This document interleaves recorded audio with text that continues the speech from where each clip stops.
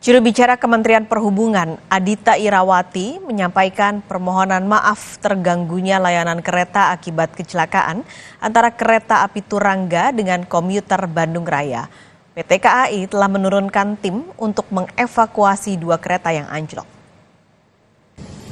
Kementerian Perhubungan menyampaikan rasa prihatin dan duka cita yang mendalam atas terjadinya kecelakaan kereta api di Kecamatan Cikuya, Cicalengka di Bandung pada lintas Cicalengka-Haurpugur kilometer 181+700 pada tanggal 5 Januari 2024 pukul 6:03. Kami juga menyampaikan permohonan maaf atas terjadinya hal ini dan tentunya juga mengganggu layanan perkereta-apian khususnya di Jawa Barat.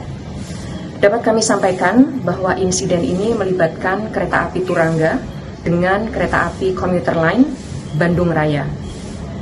Untuk menindaklanjuti hal tersebut, Kementerian Perhubungan melalui Direktorat Jenderal Perkeretaapian telah menurunkan tim evakuasi tentu bersama dengan stakeholders terkait untuk segera bisa melaksanakan evakuasi korban maupun evakuasi gerbong dan selanjutnya untuk dapat mengembalikan layanan seperti semula.